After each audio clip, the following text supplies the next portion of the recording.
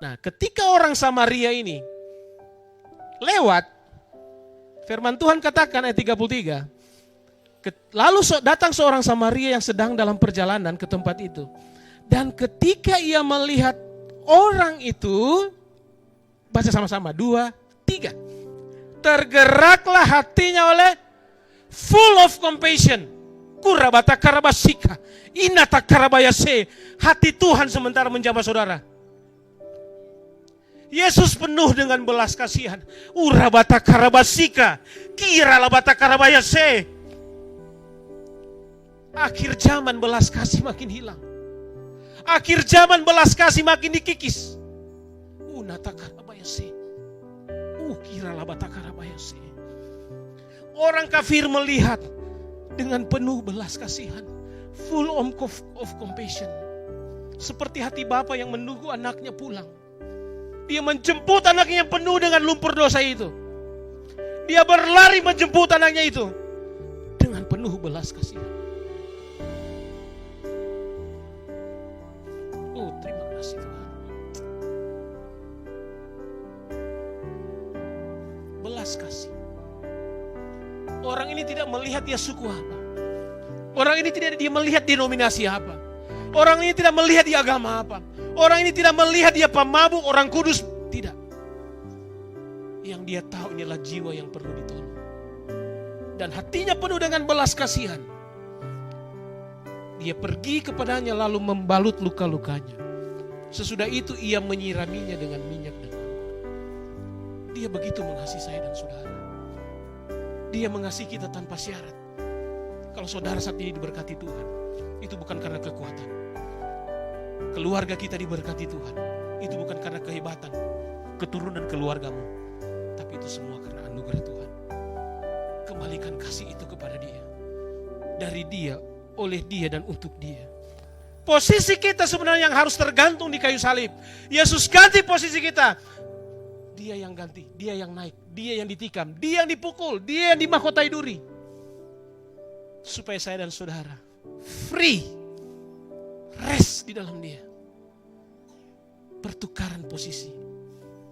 Dosa kita diambil, kita terima pengampunan. Sakit kita yang diambil, Dia lepaskan kesembuhan. Kemiskinan kita yang diambil, Dia lepaskan kelimpahan. Itulah pribadi yang penuh dengan belas kasihan. Tahu nggak di kayu salib, Yesus itu anak yang dikenan Bapa, anak yang sangat dikasihi Bapanya. Tapi waktu dia di kayu salib, dia tertolak. Bapa tidak mau melihat lagi dia.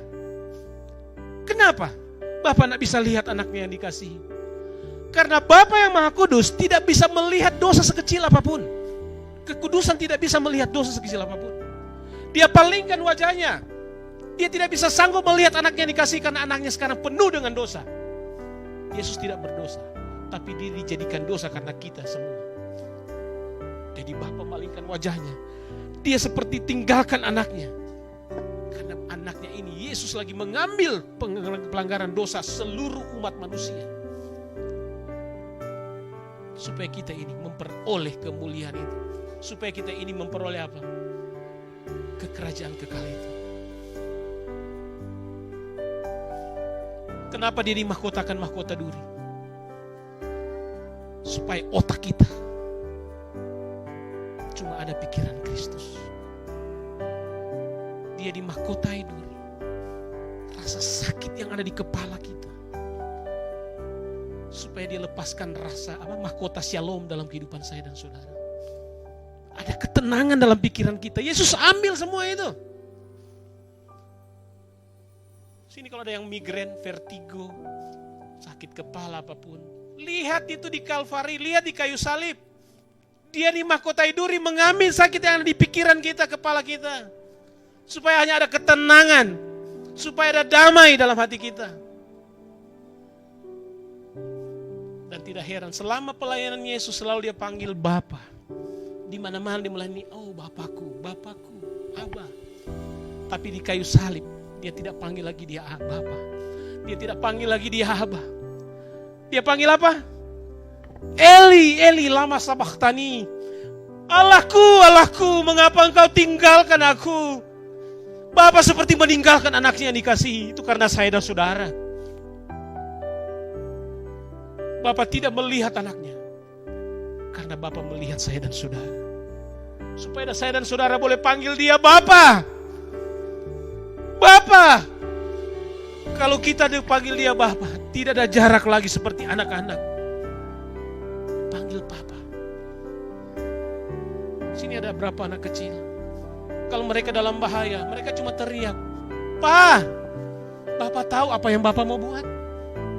Anak-anak tidak perlu, "Bapakku yang baik, aku dalam musibah, aku dalam masalah." Bukan seperti itu.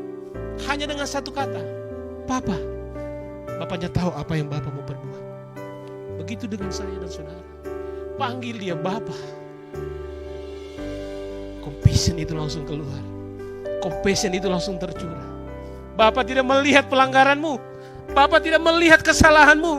Tapi Bapak bilang, "Kaulah anakku yang kukasihi." Oh, kiara labata karabasika.